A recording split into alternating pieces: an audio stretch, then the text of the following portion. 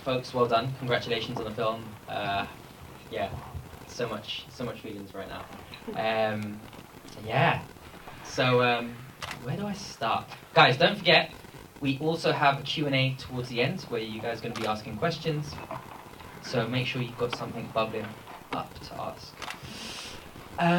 Harry, what inspired you for this story of Santi? Well, I'm sure that most of the backers are probably bored of this story by now, but so this story comes from my time living in Colombia and feeling pretty out of place, to be honest. Despite speaking what I thought was pretty good Spanish, I think immediately I was struck by feeling at odds with the culture, the language, the humour that I simply really didn't understand. And I think, getting back to the UK suddenly made me realise that this was an experience that was really quite universal, that a lot of my friends had had, and a lot of people also have when they leave their families and they travel to the other side of the world, and they are thrown into a culture that they don't really understand. But instead of making it about a little English boy that goes to Colombia, I thought it'd be more interesting to make it a critique on our own culture and have a look at how we take in immigrants, particularly Colombian immigrants, and how they're dealt with by our culture. Wow, yes. Yeah, totally, I saw that. I love that you've taken it from the other perspective, and not from your perspective, and from Santi. But what I want to know is, like, in building this film, like, where did you start? How did you start? You've written the script. Mm-hmm. Now, building that team together, who was your go-to? Well, firstly, I think the first person I should give a little shout out to is the wonderful Stanley Stotthall, who is our producer, who's currently, unfortunately, not here tonight. He's currently in the United States.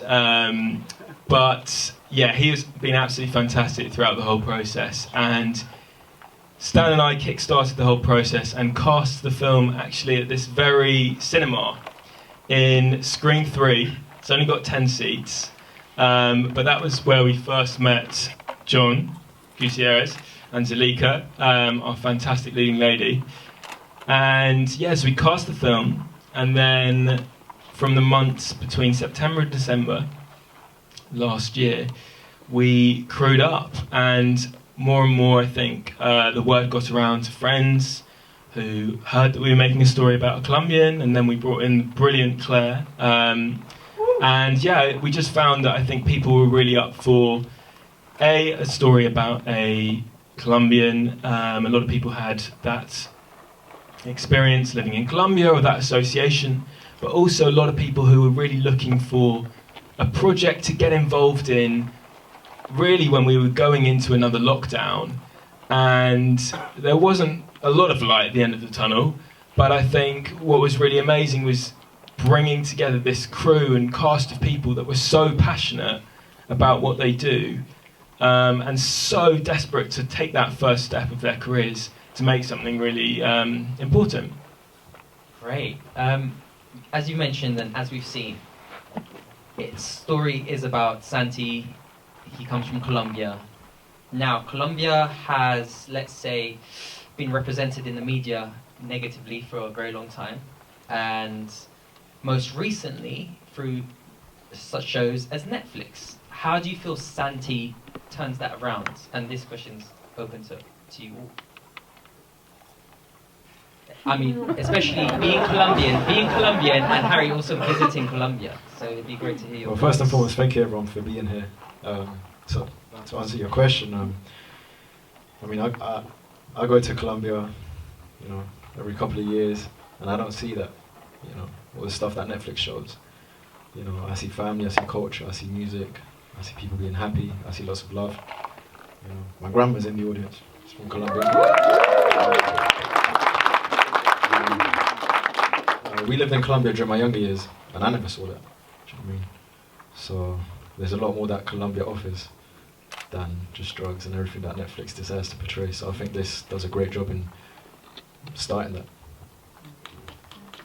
Yeah, and I think that, as John said, I think something that I really noticed when I was in Colombia is that, unfortunately, everyone, when I went out, was asking me sort of, is it dangerous? All your Colombian friends drug addicts, and that's not quite, the reality. And I think it's really important to show that, and to show people that really, unfortunately, the consumption of the drug that has dominated a lot of middle class culture in the UK and in the West is causing a lot of problems in places like Colombia, and a lot of families are getting caught in the crossfire in drug-related violence.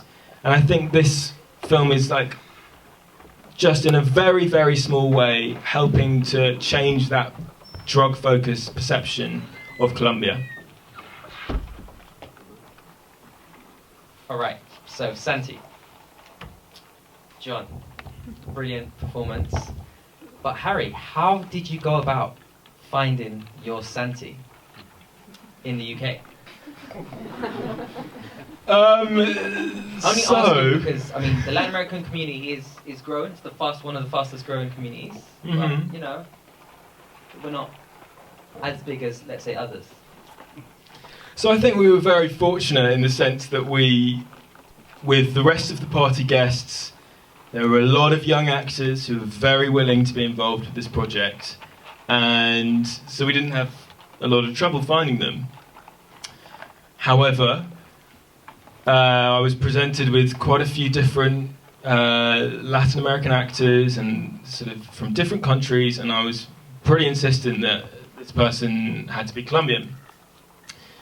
And so I said to Marvin, who is our executive producer from Colombia as well as David, that we've got to go to Brixton and Elephant and Castle, which are big Colombian community areas in London, and we've got to go and actually find Santi.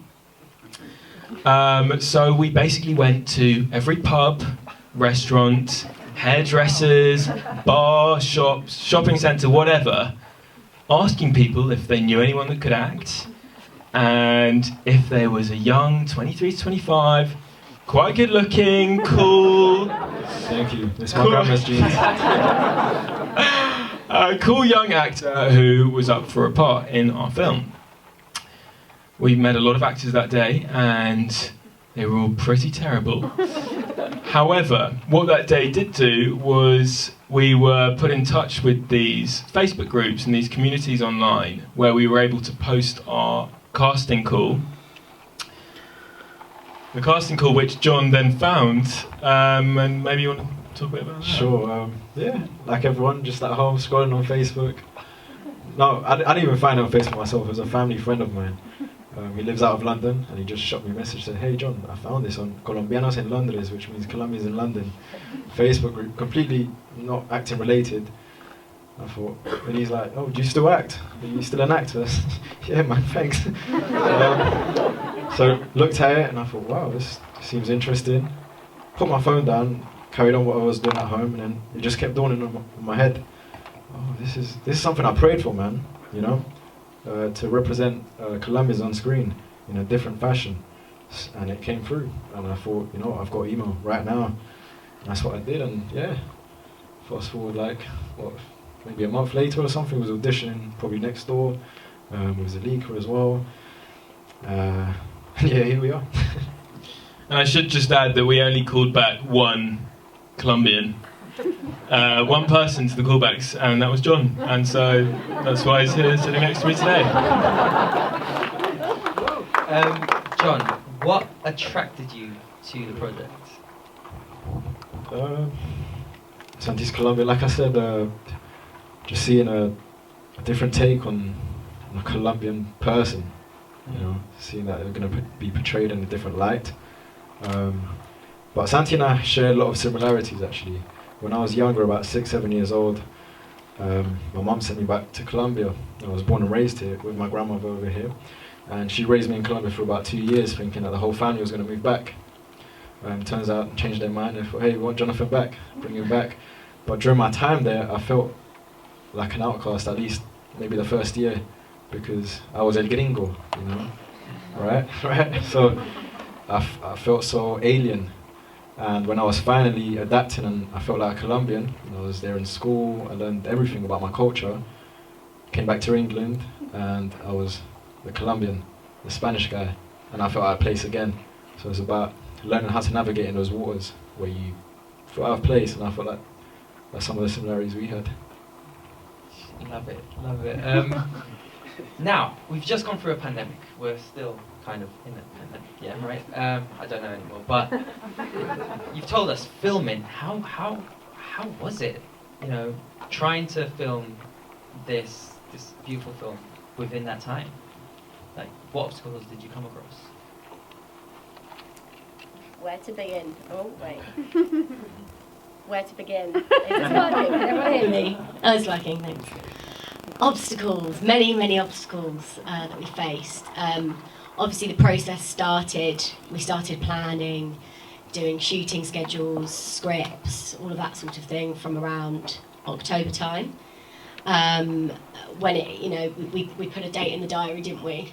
Harry put a date in the diary and said, right, this is when we're going to film. This is the weekend that we're going to film in February. So me, Harry, Stan, DOP, all of us, lots of us working away for that February deadline. And then it sort of came to February. We done everything. We'd done everything for the shooting weekend. We'd done our risk assessments. We'd done all our crowdfunding. Everything was in place. And then, yeah, the COVID was a big factor that we really had to consider and take really, really seriously. And it was a very late, I think like Monday night, me, Stan and Harry talking it through, and then some decisions were made, and we pulled the shoot. And obviously to let everyone down at that stage was so hard, because, you know, you'd been doing like online Zoom rehearsals, we'd all got together, we'd been working so hard, so it was a massive hit for everyone, I think, at that point. And then, Harry, would you like to add anything at this point before I continue? No, I think you're doing a great job, Claire. But yeah, no, I think it was incredibly tough. I think everyone knows that how hard we worked in January to get the film ready. As anyone who's ever made a film knows, it's a lot of work. And we were very lucky to have a location. And I think one of the hardest things to grapple with was that once the shoot got pushed, we lost our location. Which meant that all of our work storyboarding the film and writing around this space and, you know, designing Phoebe, our brilliant production designer, and Oscar, our DOP, basically planning all of their work around these rooms was then suddenly sort of useless. So we were pretty set on finding an almost identical floor plan on that street. Which then Harry was adamant that it had to be on that street and it had to have the same floor plan. So, I mean, it was a big task for the person that got that job, which was Sophie, and Harry and Sophie did an incredible job. Please continue. Yeah, I think Sophie probably hated me at that point. But Sophie and I, nevertheless, we went down to Ashley Road in Archway, where we've all spent a bit too much time this year. And we knocked on every single door on that road, bothering the community to find someone that would have 30 people in their home, take over the space, bring in a huge amount of equipment, and shoot there for basically 3 days. And so, basically, yeah, we were very lucky that Sophie found us a fantastic space that had exchanged and had, the new owners hadn't moved in yet. But yeah, I'd say that we were very fortunate in the end that we pushed due to COVID. I think the script was better. I think the team grew. So we had a lot of people come on board through word of mouth during that period. And ultimately, I think the film benefited from that time. Amazing. So you changed location 3 times? Is that right? Yes, we did change. We did change location 3 times throughout the process. Yes. That sounds stressful, but well done to Phoebe as well. Like, and Sophie. And Sophie. And Sophie. Yes, the But now during that, so I can understand why you were adamant to get the same space. How did you didn't have much time, so you had 3 days to film, is that right? So we were in the space for 3 days. We actually shot it in 1 day. Wow. Claire, do you want to sort of tell us a bit about Go on then. how that went? Okay. Well, it's going back a bit now, but let me think about it. I've sort of erased it from my memory. So, yeah, I think that is something very unique about Santi, that Harry and our team had done so much prep that we had decided that the Friday would be sort of a load-in day, as we call it. So that was sort of Phoebe doing an amazing job, and her team of sort of clearing the space and setting up this apartment to be, you know, a flat for filming. And that happened on the Friday. And we're talking everything, like Phoebe got like every single detail that you could ever think. The flat looked incredible, and it was all Phoebe and her team that did that, and it did really look amazing. It looked so well lived in. So that all happened on the Friday. And then Saturday was sort of a dress run.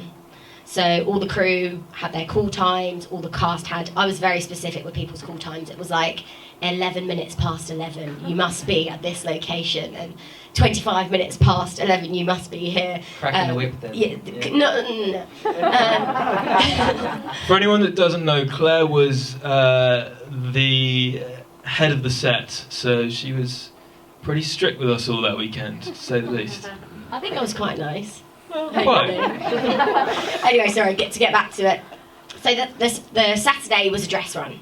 No filming took place, but everyone was in place where they had to be, and sort of blocking the movement. So Harry was really working with the actors. All the actors were incredibly professional, delivered their lines every single time. It was amazing to see all the camera team, the sound ops, everyone sort of with their cameras rolling. And yeah, we blocked every single scene and went through it all day. And then I think for a lot of us, the most exciting part of that Saturday was when Harry made us do a sort of like an immersive theatre experience. That is literally the best way that I can put it. So Harry wanted to run the whole film in one.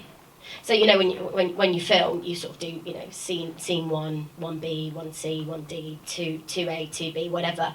Harry made us do it all in one go. So the actors had to move around the house as if this was a real dinner party. And then we got all the crew to sort of like hide in all the spots around the house to sort of watch this happen, so that when it got to the Sunday, when we were actually rolling cameras, that every single person on set knew exactly what was going to happen and how it was happening. So that happened on the Saturday. Harry, do you want to add anything in there? Because I think this was a very unique Harry sort of style, I believe. I'm gonna name it, but I haven't quite. The Harry style. The Harry style. Let's just call it the Harry style. Thank you. Well, I would just like to say one thing about the Harry style, is that one of our actors, Holly Cattle, who's sadly not with us tonight, was so brilliant in her acting that she said her line. She said, "Has anyone seen my lighter?" And that then led at least 2 different members of the crew to go and give her that lighter, having been told multiple times during that day that this was a run-through with the actors and that they were acting. So I think that's a testament to our incredible cast. Amazing. So, because that looked like a really tight space, and you had 30 cast and crew in that one space. Was this intentional for the film, or were you working at the same time? So what we did, obviously because of COVID, we split people up around the house for this sort of immersive theatre experience, which was the prep for the Saturday. Everyone was masked up, and everyone was spread out. And then we actually ran it twice, and then everyone moved around the house so they could get a different view of how the film sort of panned out during this dress run. It was pretty amazing. So you basically you put it on a play, really. Yeah, we literally put on a play. Actually, sorry, something to add there is the gaffers and the lighting team who did such an amazing job. Like, yeah, the inside of the house, we filmed a lot of it during the day, but it's all set at night. So not only were we trying to do these dress runs, during the day, but everything was pitch black inside with like these really hot bulb lights. So it was a very tight space, and it was very hot in there, wasn't it? But we just had to make sure that we were sort of following the COVID protocol at all times as well. Well done, Claire. Thank you. Full marks. I would just say, one thing with that is that we absolutely shouldn't forget is the brilliant work of our sound designer, Raf, because with that run through, for it to seem like a real dinner party, it meant that all of the actors, basically, if they were on screen or not, had to know their lines, know where they were, whether they were in a bathroom, at the other end of the house, in the kitchen. And Raf had to run around and record every single one of the 8 actors' lines at all points during that 10-minute scene. Just one person recorded all of those lines. You were so meticulous, and actually you are our only soundie. You know, everyone else, you know, I had a second AD, I had Seb's not here, but, you know, everyone had their departments, and Raf was on his own. He did absolutely everything. Every now and then he did give sort of someone another bit of audio equipment, but you did such an amazing job, and you kept your cool throughout the whole thing. And yeah, you were just so meticulous, so very, very well done. He also found lots of amazing places to sort of hold the boom. At one point, there's a photo somewhere, and like Raf is, I think, standing on the toilet seat, holding the boom while the boys with all the camera equipment are in the bath, while you guys are trying to shoot that scene, while I'm hidden behind the door. It was just, honestly, it was just madness, absolute madness. Amazing. Yeah. Wow, fit so many people in a tight space. It's just classic filmmaking. I love it. Indie filmmaking. So after watching this film, what do you want people to take away from it?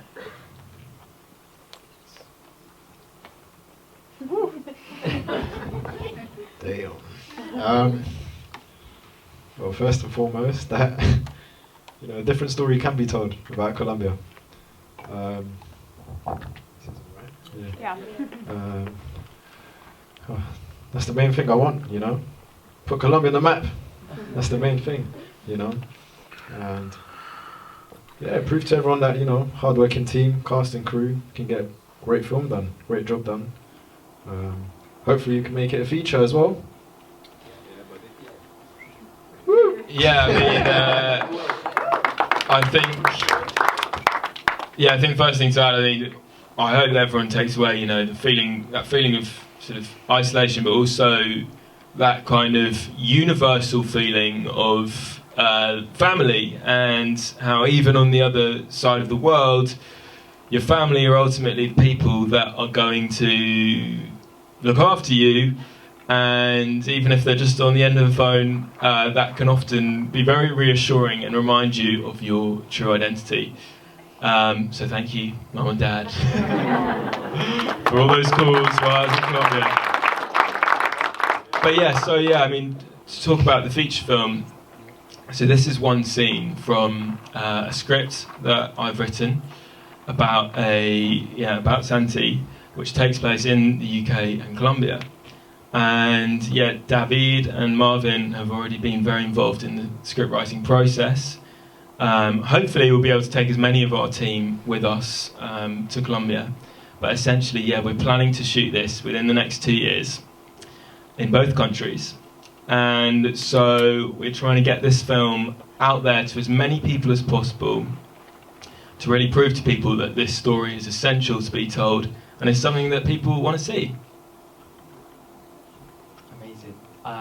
I would love to know, if you can give away a feature film, can you give us a little hint of what is the journey, what do we see from Santi, the feature film? Well, I can tell you that, I can tell you a little sneak peek. I feel like you're really thinking. I'm thinking on my feet. No. This is an exclusive, everyone. So. Santi, unfortunately, amidst his new life in the UK, undergoes a family tragedy. And Santi is forced to decide between staying with his family back home to look after them, or moving on with his new life in the UK. And I think, this decision is something that is ultimately, often a lot of people have to face, whether it's because of family loss or not, and can cause people to really think about where their identity lies. and which path they're going to take. Beautiful. Love it. So make sure you keep your eyes peeled for Santi the feature film. One last question before we take it to the audience is the family at the end. I love their voices. That really got me home because it reminds me of my family when they're speaking and just everyone's just talking on each other. Who are they? How did you find them? Like, are they related to anyone here? They're all my voices. Amazing. I'll jump in it. Testament. So they are actually 4 brilliant Colombians who none of us have sadly ever met, but from this little town called Ocaña, which is where Santi is from, in northern Colombia, and my good Colombian friend Jose went out and basically talent scouted in Colombia for us, for those 4 voices. So went to all his family friends' houses and found these little kids and asked them to speak, and he would send me voice notes. And if I thought they sounded like Santi's crazy family, then they would record the full thing. And then we combined the voice notes together. Raf put them together for us to make it sound like a family all in one room. And they came together to be Santi's family, but hopefully we'll actually be able to show them on screen the next time you see our film. Beautiful. That was a wonderful touch. It really caught me. All right, folks. Now it's your turn. What we're going to do is ask some questions. What is the process now that you go through to get the feature film investment? So what we'll be doing is we're taking this film out to festivals, which we've already started submitting to, in the UK, Colombia and internationally. Stan is, our producer, is heading up the American side of the festival process. So he's submitting and attending all the festivals out there, and we'll also be submitting them all to the UK festivals as well. And essentially the idea is that we gain as much traction as we can around this short and around the themes of the film and getting people invested in the characters. And then we will start, I will be in the meantime developing the feature script, making sure that it's up to scratch and sending it to the right people, and then we will start finding a sales agent for the film and pitching the film to financiers over the next year. Lady, just Yeah, I want to know how you keep all the actors engaged all the time. Because of course you have the pandemic and the challenges of that. But now going forward, it's a long time, 2 years, everybody has a private life and everything. Just wondered how you keep them going and how do you keep them interested and passionate about what you're doing. Well, I think I'm very lucky, first of all, that everyone was so up for the challenge and the delay and still willing to shoot when we did. I wouldn't say it was easy. I would certainly say that one thing I didn't mention is when COVID hit, we unfortunately lost a couple of our original actors. Brought us an amazing opportunity to bring in Kieran and Ed, who did a fantastic job. But obviously COVID meant that we had a couple of people who caught the virus about a week before shooting.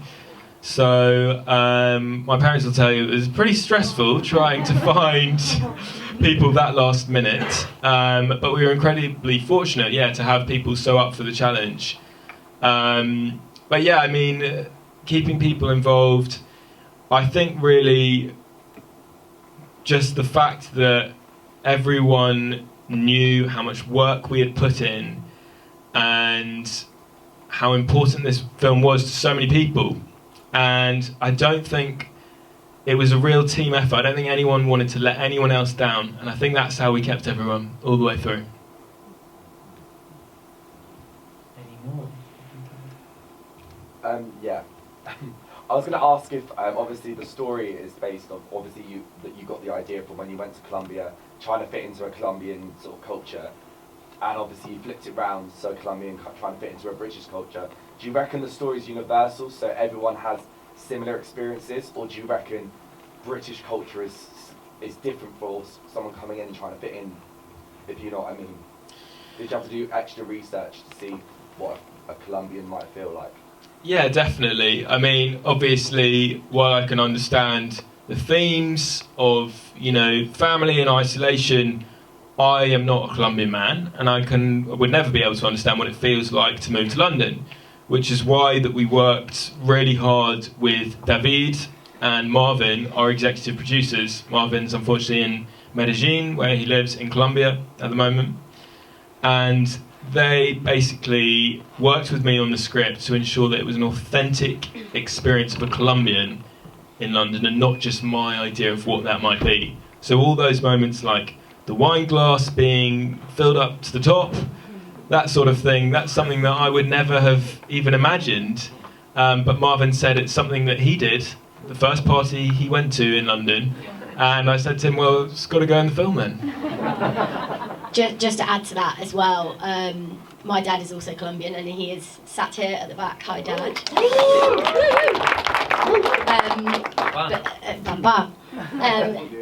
Harry came up, and the team came up with a really good idea, and he made a questionnaire. And Stan came up with that. Okay, let's give Stan the credit. Well done, Stan. So I said, Dad, I've got a questionnaire. I need you to read this script and sort of give me some feedback. And he was like, okay. Yeah, what? Well, fine, yeah, I'll read it. Let me have a look.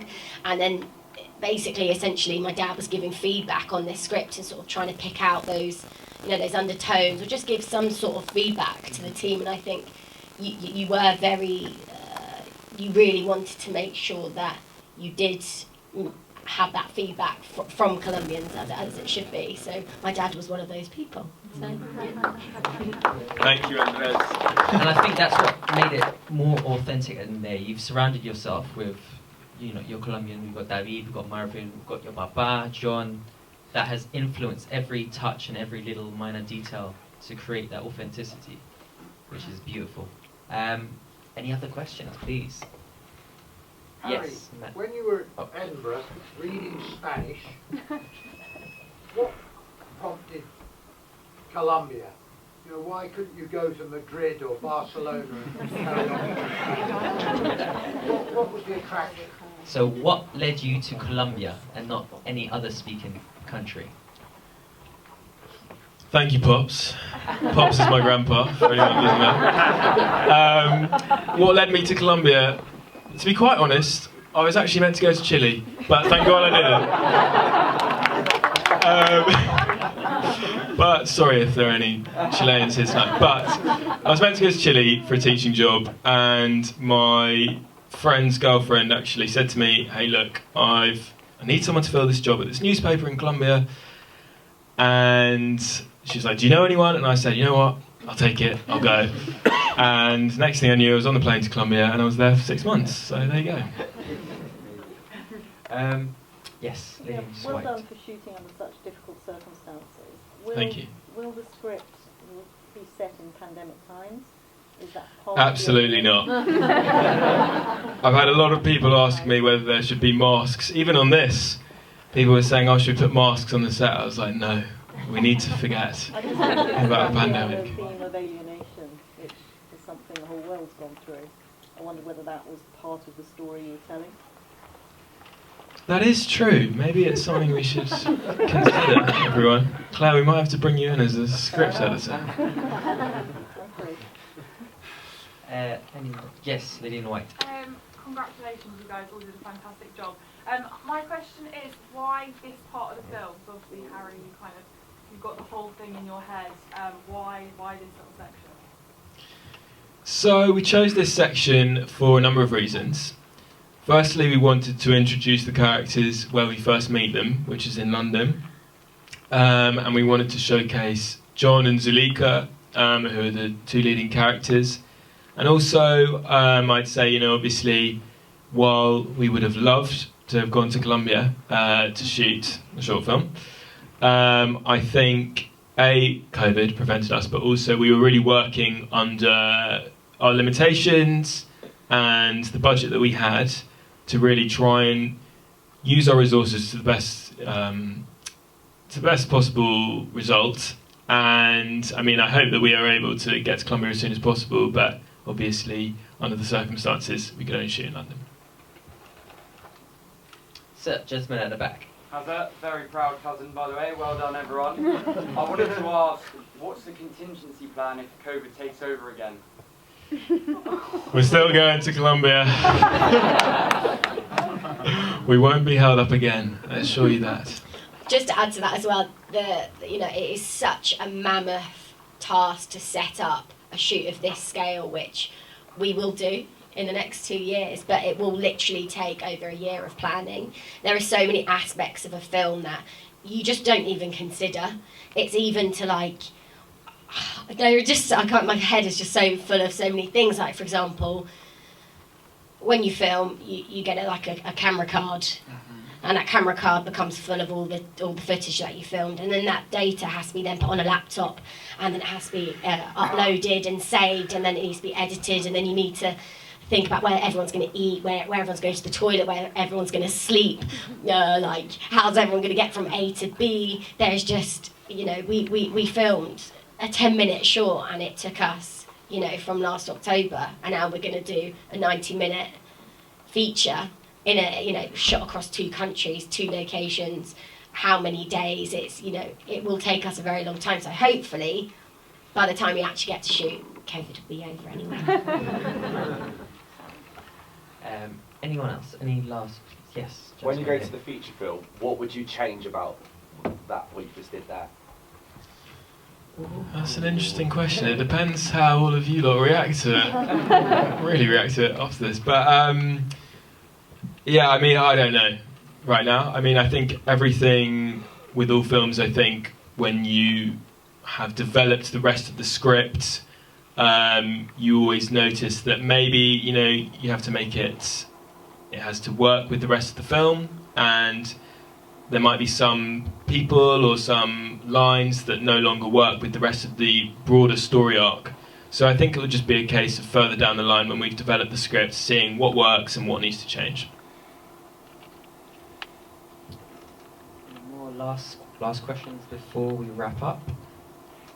Can I say something? Oh no, there's someone at the back. Sorry, I just saw a hand. In the white. I mean, absolutely fantastic. You've all done an amazing job. And I love the messages that you're trying to convey. What do you want all of us to take away from this? What's your ideal, having all of us seen this? I mean, I'm sure I speak for everyone that we absolutely loved it. But, what exactly would you like us to think and believe and do going forward? Do you know what? I hope everyone that watches this film, and ultimately the feature film, can relate to it in some way, form, shape, or another. We've all been in a scenario, even if you've never left England, for example, but we've all been in a situation where you felt out of place, and I feel like maybe with Santi you can kind of relate to him and feel like, oh, I can maybe open up a bit, That's what I'm thinking right now. For me, it's I don't know why this keeps happening to me. It's so embarrassing. This one's working. For me personally, it's just like a Colombian being centre stage. This being something, that someone goes, oh yeah, that's a Colombian, and it just starts getting people thinking. It's a story, like we've said, that hasn't been told. So for me, being a Colombian, half Colombian, it's exciting. It's something new. It's sparking that imagination in people, that interest, that curiosity, and however that sparks that in each person is different. But it might be, I'm going to speak to my Colombian mate in class and find out more about their culture, or I think I really like to go to Colombia, or thinking about the conflict and how drugs, that side of things. So it's just that, for me, it's the curiosity and where that will lead our audience to think about Colombia centre stage, as opposed to being on the side, or being someone that isn't as important as the lead. Yeah, I think finally, for me, I think it's just about more generally sort of embracing people's differences and people's different identities, and not overlooking someone just because they might seem a bit different. Love it.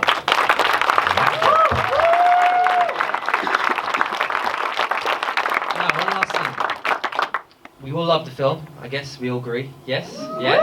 Yes? There we go. Okay, how can we support and follow and see the progress of Santi? Is there some social media? Well, you can follow us on Instagram. I'm sure all of you have already followed that, at Santi the Film. So yeah, we'll be posting lots of updates on there about our progress over the next year. And then, yeah, we'll just be emailing you guys and getting you some more screenings and dragging you out to some more events like this. Winning. Everyone, please, let's give them a round of applause.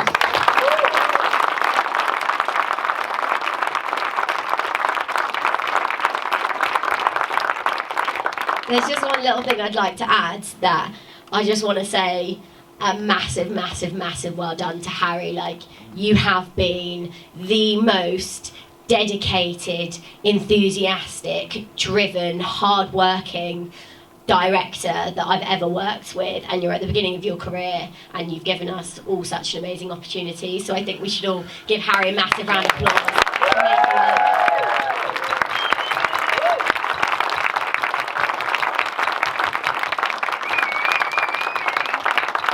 Thank you.